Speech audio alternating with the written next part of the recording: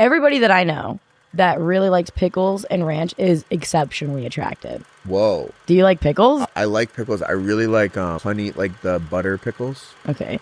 You know what I'm talking about? Me when I'm like trying to prove myself, I'm like, I really like this, this specific kind of pickle, I know pickles. Name 5 pickles. Name 5 pickles. You think you know pickles? Hello and welcome to the Daily Friday Podcast. It is Thursday, March 12th, and we have another incredible episode for you. As always, we covered all the news that's fit the podcast, including Bam Adebayo dropping 83 points. If he can do it, so can you. Donna Kelce's home renovation. Love that queen. The Buffalo Wild Wings Espresso Martini, a JFK Jr. lookalike contest, and multiple Bigfoot sightings in Ohio. Plus, we wrapped up the episode with a preview for the Oscars, and we made some predictions that will shock you. Guys, it's going to be an incredible episode. You are going to love it. Let's get into it. All right. Welcome back to the Daily Friday Podcast. It's a no-guest Thursday. No guest Thursday. Just Jack and Izzy today. It's been a while since we haven't had a guest. It's been a while. It's nice for us to get our alone time, to really connect. We don't see much of each other. Right. Never, ever. What's going on? What's new? What's new? I tried a new restaurant last night. Nice. You just saw a movie by yourself recently, by the way, which will touch I saw the Oscars by yourself. Oh yeah. We'll touch on this in the Oscar segment, but you recently went and saw Hamnet by yourself. I did see Hamnet by myself, which is like a very much like a sad girl move. I know, and I decided to use my free will and go see a movie by myself, and I bawled my eyes out. Yeah, it's like when you're alone at a movie theater, you feel more freedom to just like show just your raw emotions. Yeah, I was like audible, like I was like making noises. Wow, crying. It was like clearly she was holding something in that she needed to get off her chest, and you did it. Yeah, it was great. What about you? What's new with you? Oh, what's new? I played beach volleyball this weekend. Nice. And golf on the same day. Whoa. Yeah, so I'm like a fitness king. It's every year I enact my jacked by June workout regimen where like I don't want to peak too early, but I want to be jacked by June. Yeah. And that can be by the end of June. That could be any point in June. I will be jacked at some point. Well, you're Jack all the time. There you go. Because your name is Jack. You're finally starting to get it. Finally. But it's now time to lock in. This is a PSA. June is approaching. Speaking of locking in, our first story of the week. Bam Adebayo scored 83 points. Izzy, do you know who Bam Adebayo is? No, but I read the article and this kind of blew my mind. Okay, so Bam Adebayo, if you're listening to this podcast, you know who Bam Adebayo is. He's probably like the 36th best player in the NBA. He's probably a top 30 guy. Okay. He now holds the record for the second most points in a game. He's beat Kobe Bryant last night. A lot of people are calling it unethical basketball because he was. Why? He was clearly trying to beat the record, which I have no problem with, though. Like, really? People were fouling. Well, you're not a Lakers fan, is why. I guess. You're not like a Kobe guy. People were very upset about this. I say, fuck yeah, go for it, Bam Adebayo. Like, what do you mean? It was. What was he doing that made it seem like he was? Essentially, like, his teammates were like fouling to get the ball back so then he could score again and like passing him the ball. He got fouled a lot. They called a lot of fouls on him that were legitimate fouls. So he got a lot of his points at the free throw line. He was just very clearly trying to break the record in the last 10 minutes. The game was far from close. Like, the game was over. Okay. And he was kind of going for it. If it was like kind of like a cop-out way of doing it, then, you know, you feel it wasn't a cop-out way. It wasn't? Okay. It was. If it was fair, fuck that. He deserved it. Yeah. Okay, well, but also are you saying that because you're not a Lakers guy? Yeah, this is like, LA. Whatever. Like, Kobe would have wanted this. Would he? Yeah, I think he would have. Okay, well, you know him better than I do. So. Yeah, exactly. We're very close. Ice Cube's son was very pissed about this. So thanks for stepping into the fray, Ice Cube's son. He said somebody didn't like the Lakers, so they tarnished one of our Kobe statues. And he's saying that the NBA rigged it so Bam Adebayo would score 83 points, which doesn't make any fucking sense in the world why the NBA would rig it so like this random guy would do it. But people are fired up, man. For context, Bam Adebayo is like, he's a good player. But him doing this is like, he probably would be on the top 60 people you would guess would do this in one game. This would be like, you know who like James Marsden is? This would be like if James Marsden randomly, after a career of like solid performances, delivered an Oscar winning performance. And you were like, that was an unbelievable job by James Marsden. Like, no hate to James Marsden. He's a good actor. He does a solid job in most things. Right, but he's not like... It's like Hugh Jackman. You're like, yeah, Hugh Jackman's good. He's entertaining. Yeah. But like, Hugh Grant, excuse me. Yeah, I was like, Hugh Jackman is actually pretty Hugh good. Jackman is Wolverine. He's like, actually, Hugh Grant. You're like, if Hugh Grant won an Oscar, you'd be like, wow, I didn't see that coming at all. I understand. I didn't know he had that in him. So that's what's kind of been going on about that. I am worried that this is going to become a thing where people are now trying to just get to break the record. Yeah. I'm not worried. I think that'd be kind of exciting. But I do want to take this moment to give some love to Wilt Chamberlain, who is still the leader in points per game. And he is responsible for the single most impressive season in basketball history. Okay, so Wilt Chamberlain, 100 points in a game. RIP to him, he's dead. But in 1961 to 62, he averaged 50 points and 25 rebounds a game. Whoa. He scored 100 points in that game. There's no video footage of that game. So another Did it really happen then? Did it really happen? Mm-hmm. Then he has also averaged 48.53 minutes per game. The average NBA game is 48 minutes. So he played every minute of every game except for 8 minutes. Whoa. When he got ejected from the game, and this included like overtime. So this guy fucking dominated. That's insane. And he also slept with 20,000 women. How do we know that? I don't know. We don't have footage of that. So shout out to Bam. I do not support Ice Cube's son theory that this was manufactured by the NBA. But I do believe this was manufactured by Luke Cornett to distract from him getting the Magic City night canceled at the Atlanta Hawks game.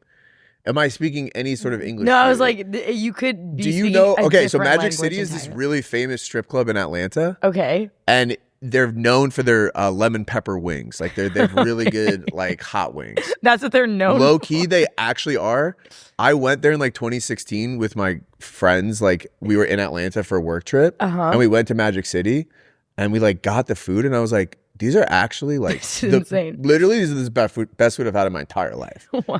And then in 2020, when the NBA had a bubble, do you remember this? You're learning a lot today. What do you mean the NBA had a bubble? COVID, there was an NBA bubble. Oh, we're okay. During COVID, and Lou Williams left the bubble, and he's to go to a funeral in Atlanta, and he got lemon pepper wings from Magic City. And everyone was like, "You definitely just went for the strippers." He was like, "No, like I actually just went for the food." So the Hawks were gonna host a Magic City night, which would have been fucking sick. But it is kind of funny because it's a fucking strip club. They had some sick merch lined up. They were gonna serve the lemon pepper wings. They were gonna have the dancers performing a version of their routine. So now everyone is blaming Luke Cornett for getting Magic City canceled. As you should. Big night in the NBA. So if you don't follow the NBA at all, now you know why Bam Adebayo's night was incredible. Yeah.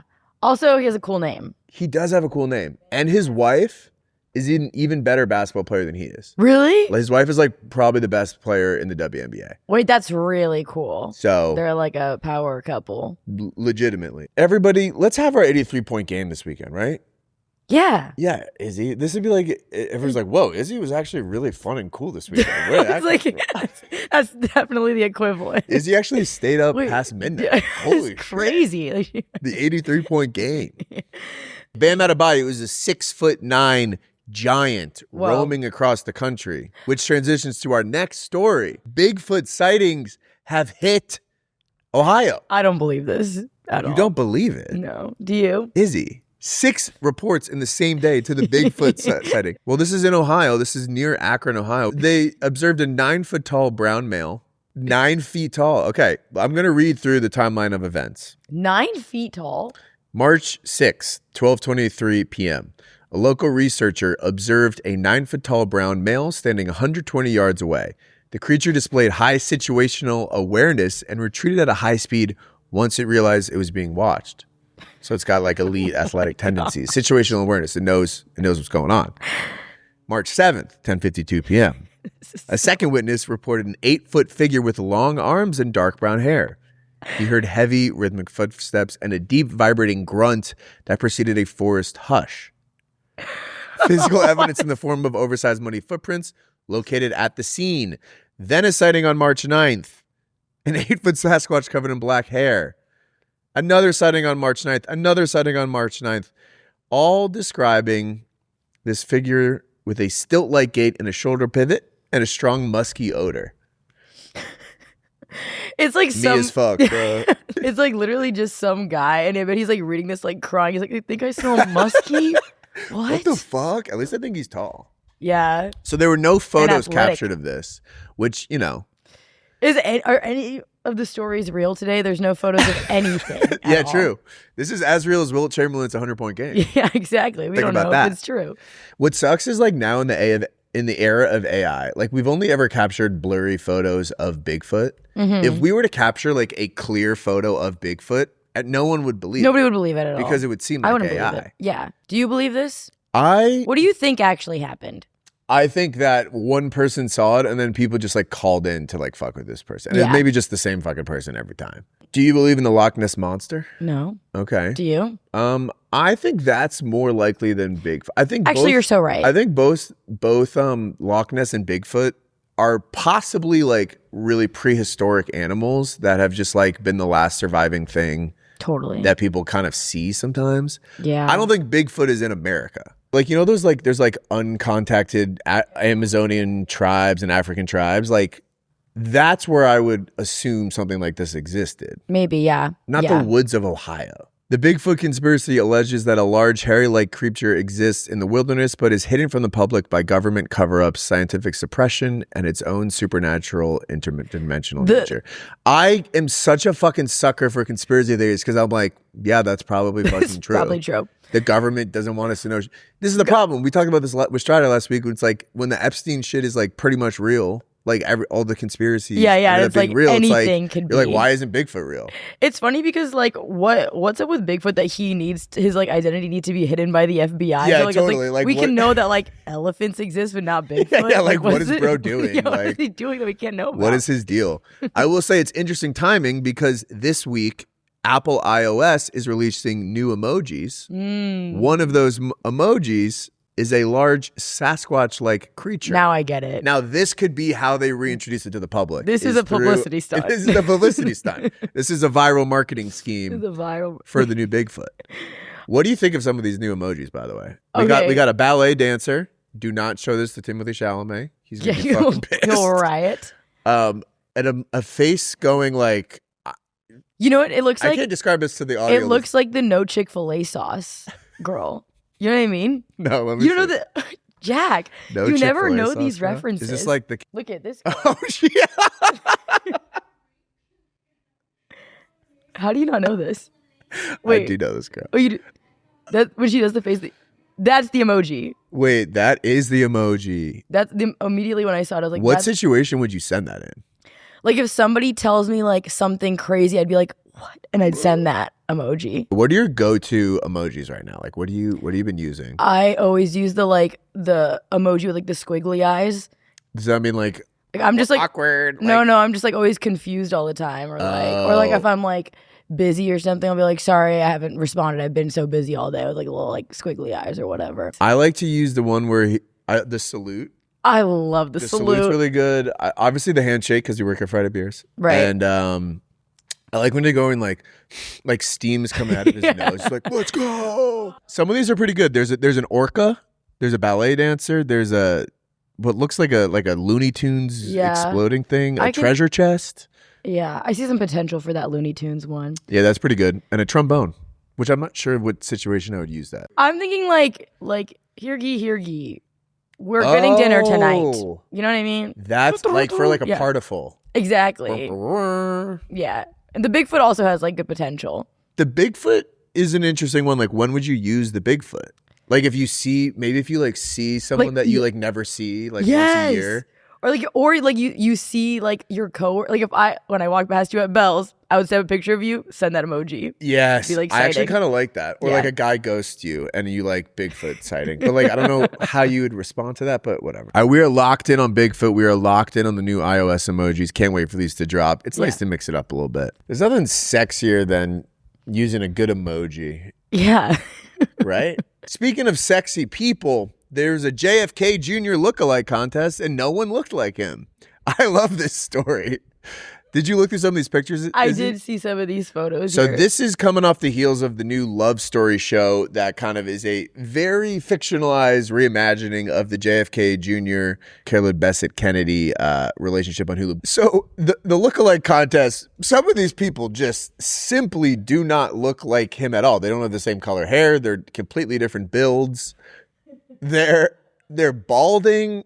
They're just white dudes in a suit and tie, and One guy's wearing a backwards hat. Yeah. Like, which I guess is kind of the JFK Jr. vibe a little bit sometimes, but like we literally like we need to be living our lives with this level of delusion. This level, yeah. Like I'm concerned that there's a mirror shortage in New York City. And like dudes just can't see what they look like. Like we honestly should throw out all of our mirrors and throw out the selfie feature on this. Just walk outside without knowing what you look like. I can't wait to go to like a freaking what's like a really hot celebrity look-alike competition, like a freaking Megan Fox, and be like, yeah, I'm out here. I'm here for the. I'm here. I'm here for the. I know you guys were waiting. Look-alike contest. I know. The Bam Adebayo look-alike contest. I know you all were waiting. For yeah. Where does the line start?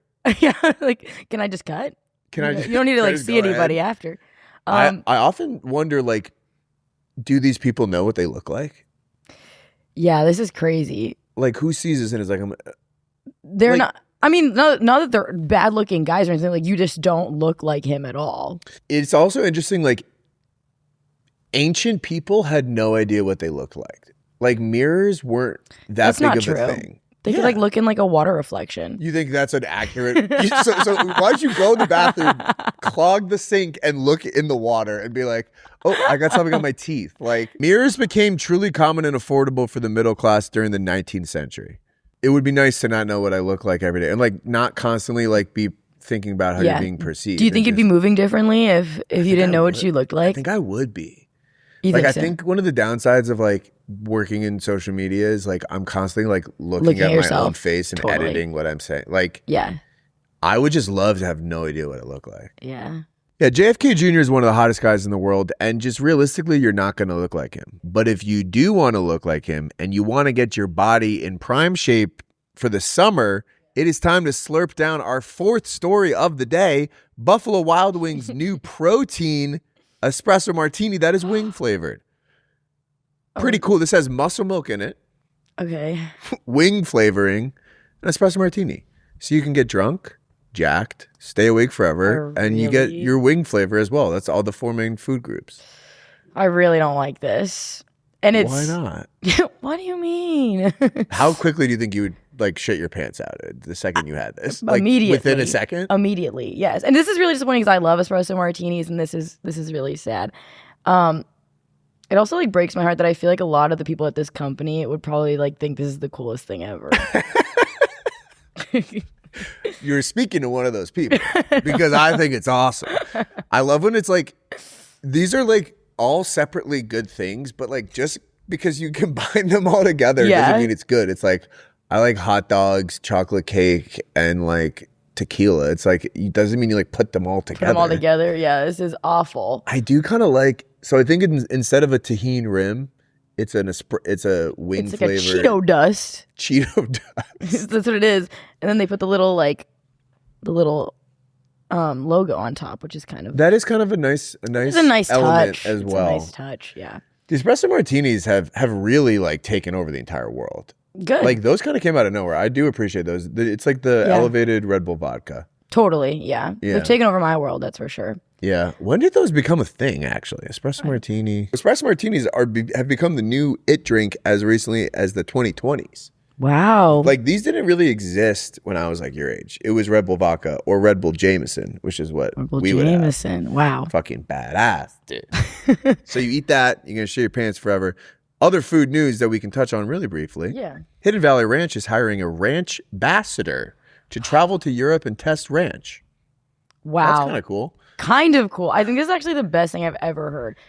And I unironically would apply to do this. Is this like a real thing? The brand will send 2 duos across multiple European countries with all expenses paid to create content. Who would be your duo? We do it? Should we do it? That would be sick. Is that your like subtle way of asking? Yeah. Do you want to? Who would be your duo? Do you have anybody in mind? What's your summer looking like? I'm gonna go. Is there anyone like you? I don't know. Like Hidden Valley Ranch. Vibe with someone you talk to every day. Like, what would the content be? I don't know. I'm sure you're like a food vlogger. Yeah. I don't want to offend anybody by saying this, but I have a theory that everybody that I know that really likes pickles and ranch is exceptionally attractive. Whoa. Do you like pickles? I do like pickles. Are you lying? I know. I'm trying to think. I like pickles. I really like honey, like the butter pickles. Okay. Do you know what I'm talking about? Yeah. Me when I'm like trying to prove myself. I'm like, I really like this, this specific kind of pickle, no bro. pickle. I like the honey butter one. Name 5 pickles. Name 5 pickles. You think you know pickles? I mean, that's a sick job. There was also a job recently. Wendy's is paying people $100,000 a year to taste test their food. Whoa. Which is, yeah. That's not as cool. This is like cool. you get to travel. They're going to pay you. You got the travel bug. Yeah, travel bug. The final food story of the week. Chupa Chupa has created a final boss lollipop that they say is impossible to open. We will put that to the test. So like, I don't really understand what's so hard about it. The shell is designed to be blade-proof, flame-proof, and human-proof, making it extremely difficult to break open with normal tools. This is what every product should be striving for, being impossible to consume. Yeah. You know? I don't want to buy it if I can open it. What do you get if you open it? A lollipop. Oh? What do you mean? You get to eat it? No, but I thought they would like give away like $1 million or some shit like that. Here's what I'll say. When I can't have something, it makes me want it more. Yeah. Do you think it's good? It probably tastes better because you tried so hard to get it. Wow. It's not about the lick. It's about the unwrapping that get to the lick, you know? Do you lick your lollipops or you just put them in your mouth? Who's like licking a lollipop? Like, what are we, they're like little Jimmy. Like, what are you, a 6? Yeah. Like one of those like repeller ones. Repeller has a striped t-shirt. Wow, this is really good. Like, no, we are sucking on our lollipops on this podcast. We are not children. You're like licking it. If you suck on a lollipop, stop listening to this podcast because you make me fucking sick. Our final story of the week is easily our most important story. It's been the most important story that we've ever covered on the podcast, and that is Donna Kelce is renovating her home. Izzy, what do you know about the Donna Kelce home renovation meeting? This is so big that it made its way to my feed, and I am not online that much. Can you explain it in 60 seconds? She's renovating her modest Florida home, right? Right. So huge news. Huge news. Long story short, over the weekend, and I'm not actually sure why this like picked up versus other things. TMZ tweeted, Travis and Jason Kelce's mom, Donna, is remodeling her modest Florida home. This is as the world is at war. Things are going on. The world is crumbling to pieces, and we are covering Donna Kelce's home renovation. This is like sparked a bunch of memes, people talking about like, really? Like Donna Kelce's renovating her home and you're laughing like at a time like this? Serious. It is also kind of like the media, like the Kelce's can do anything and it'll get covered by the media. Like it is kind of insane what's happened with the Kelce's the past few years. Like Travis obviously dating Taylor Swift. Yeah. Fucking Jason Kelce's wife is like one of the biggest podcasts in the world. He's in every commercial known to man. She's in the Traders. Like the rise of the Kelce's needs to be studied, honestly. The memes have been very funny for this. I think this is like yet another example of like clavicular getting frame mogged by the HCU frat leader.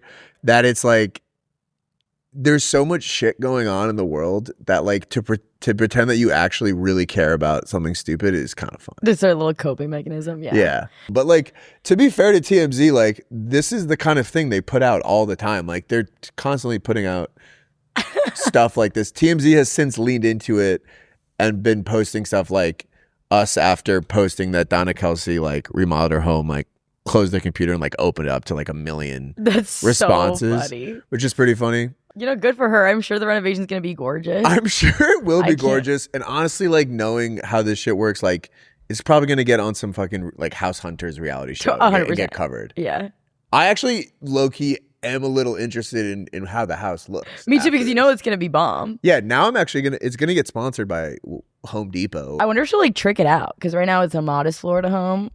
It's funny we are actually talking about this story. Like, I'm happy to. Low-key, like, will she knock down a wall?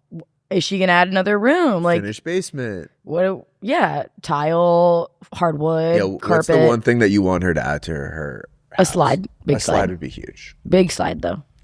Big slide. Yeah. What about you? What do you want for her? Sauna cold plunge, probably. Yeah. Maybe that way she can live forever.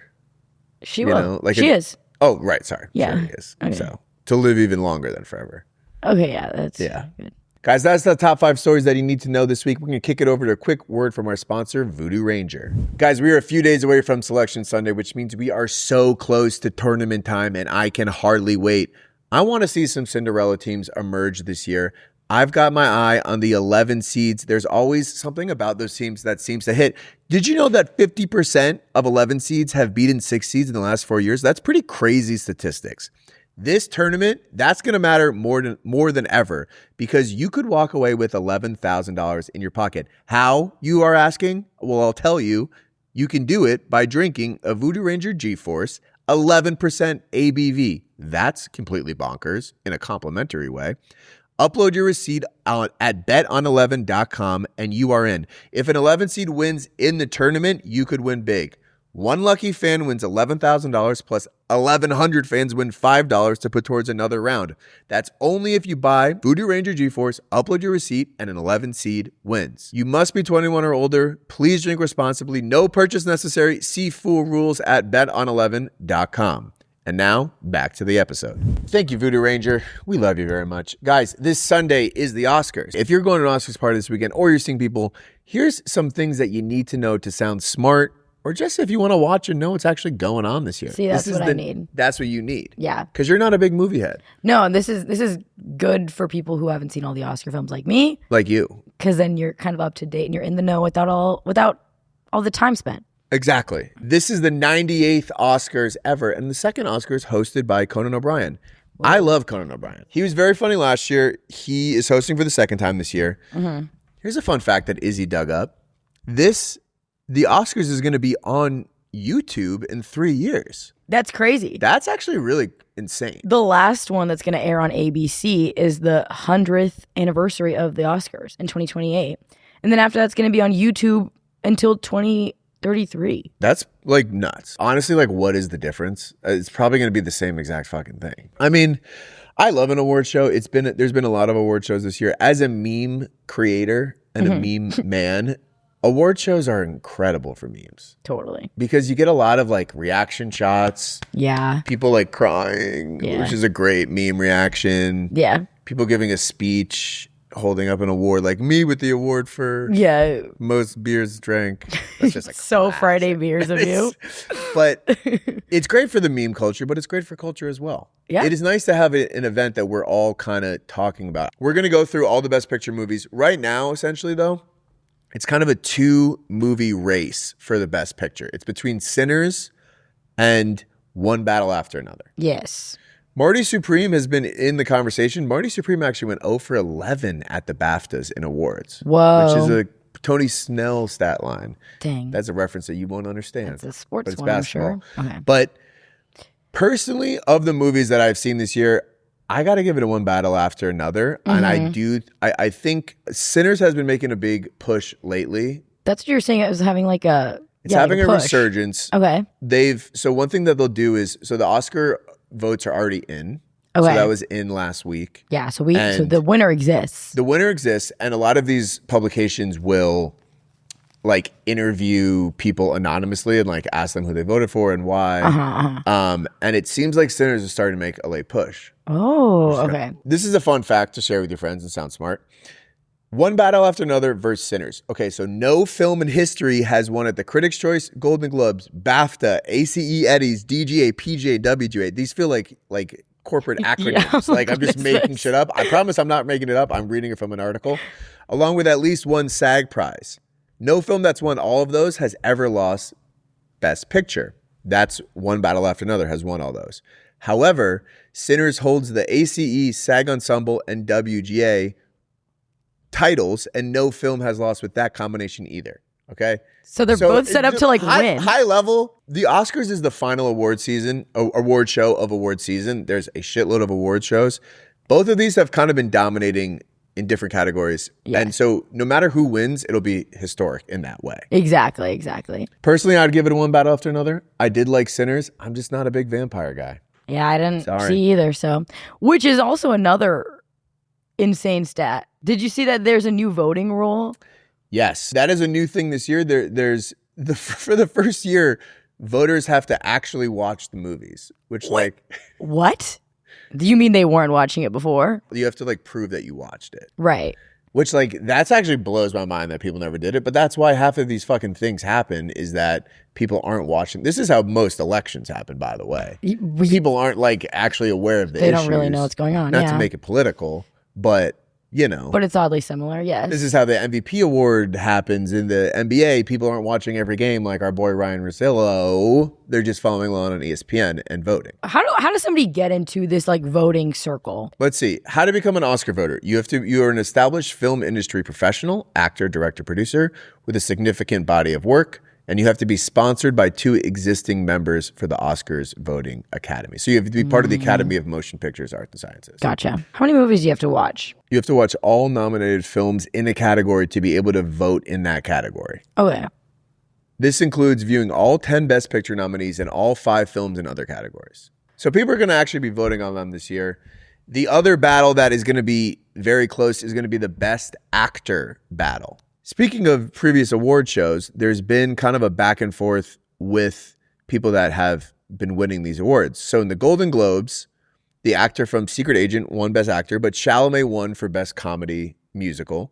Michael B. Jordan won the SAG Best Actor, and Robert Aramayo from a movie that's not even nominated in the Oscars won in the BAFTAs as well. So that's 3 different Best Actor winners. Whoa. I do think it's going to be Michael B. Jordan. He's the first actor who's playing twins to be nominated for Best Actor. That's kind of huge. Kind of cool. And I think the fact that he's playing twins and he's playing them so distinct it's twice as hard. Is going to help. 100%. Also, isn't it Michael B. Jordan's first nomination? Yes, and this would be his first win as well. Jessie Buckley has won Best Actress for all these awards as well. She's the actress in Hamnet. So she is considered the favorite to win Best Actress as well. I could get behind that. She was very, very good. Some records that could be broken at this year's Oscars. One Battle After Another has 13 nominations, while Sinners has 16 nominations, which is a record for most nominations for any movie ever, which is a big deal. Really?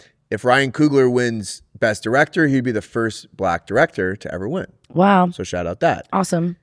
A quick shout out, his favorite movie ever was The Luck of the Irish, the Disney Channel original movie, which he's been known as saying, which came out 25 years ago. Yeah. So shout out to The Luck of the Irish as well. If Emma Stone wins Best Actress, she's nominated for Begonia. She would become only the 3rd actress in history to win Best Actress 3 times. Wow. Joining Katharine Hepburn and Frances McDormand. She won for La La Land and Poor Things. If Michael B. Jordan wins, he would be the first actor to win Best Actor for playing twins. If Chalamet wins for Marty Supreme, he would become the 2nd youngest actor to ever win Best Actor. Who's the first? Adrian Brody in The Pianist in 2003.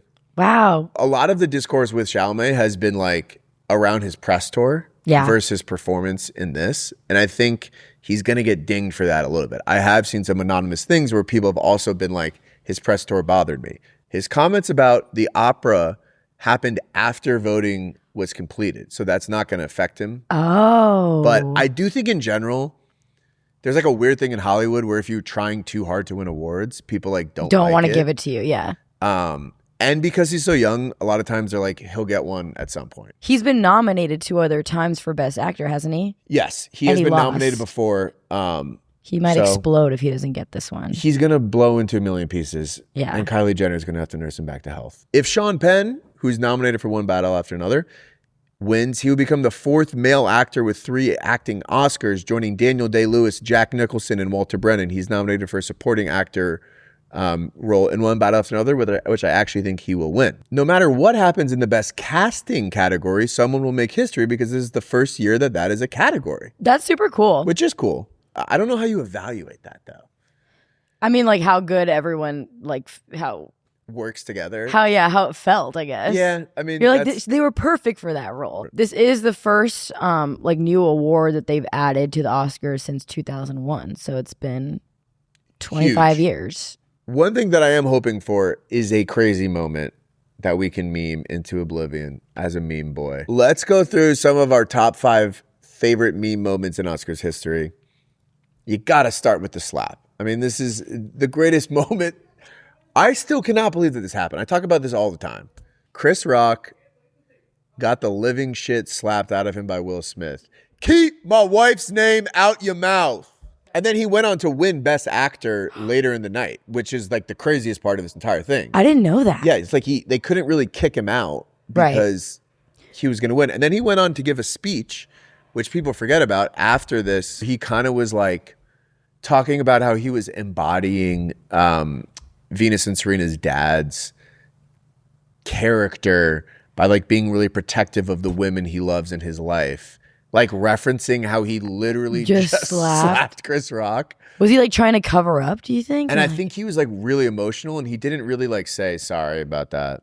And then wasn't he was suspended for a couple years from the Oscars after, yeah, he right? might still be suspended. He might still be. Yeah, I mean, he probably should be. Other crazy moments in Oscars history, Moonlight, when they won the Oscar. The incorrect ballot was placed in there, and originally La La Land. Moonlight won? Moonlight won. But the guy said La La Land. He said La La Land. They came up, they accepted the award. They were crying, they were happy.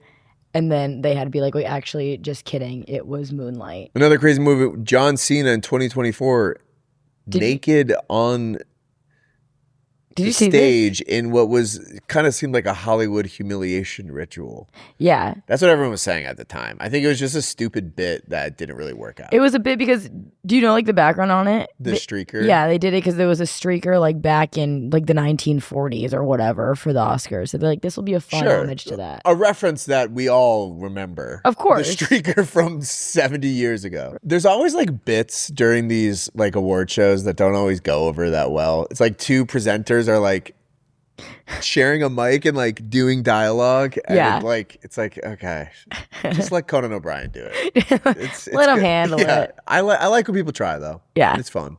Adele Dazeem. Do you remember this? You remember this. Please welcome the wickedly talented. The wickedly talented.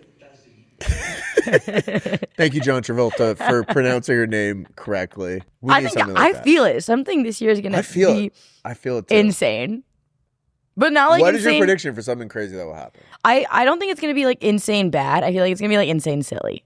That's what I'm hoping for. Yeah, I think that's What do you think's going to happen? Insanely silly. I think something's going to happen with Chalamet. He's either going to win and give a speech that's like wild or like something on the red carpet. I don't know. He's like gonna like Michael B. Jordan's gonna win. He's gonna like run up and like they're having like a tug of war with an Oscar. Yo, I'm gonna let you have this, but Michael B. Jordan had the greatest performance of all time. All right, who do you think's gonna win Best Picture? I haven't seen it, but I feel like one battle after another. One battle after another. Best Picture, Best Actor. Michael B. Jordan. Michael B. Jordan, of course. Yes, and then for Best Actress, it's the girl from Hamnet. The girl from Hamnet, and that's all that Jessie Buckley. I totally care about. Do you agree with me for those? I think those are the right takes. Okay. All right, guys, we will check back in on Sunday to see our predictions if we were correct. But I think we will be. We'll see. We are predicting one battle after another wins. Michael B. Jordan, Best Actor. Hamnet Girl, Buckley, Best Jessie Actress. Buckley, I think. And some wild shit is going to go on with Chalamet. That's going to be taking over the world. It is. We're going to have some fun things to talk about. Donna Kelce home renovation. Nothing. Referenced. Donna Kelce will she's gonna just win the Oscar. They're gonna like instead of anybody who is Donna there, Kelce wins the award for home renovation. We're all gonna wake up and realize that she deserves it the most. Facts. The award for excellence in home renovation goes to Donna Kelce. Yes. All right, guys, that's all the news that's fit to podcast this week. Have an incredible weekend. And as always, go Jets. Geno Smith.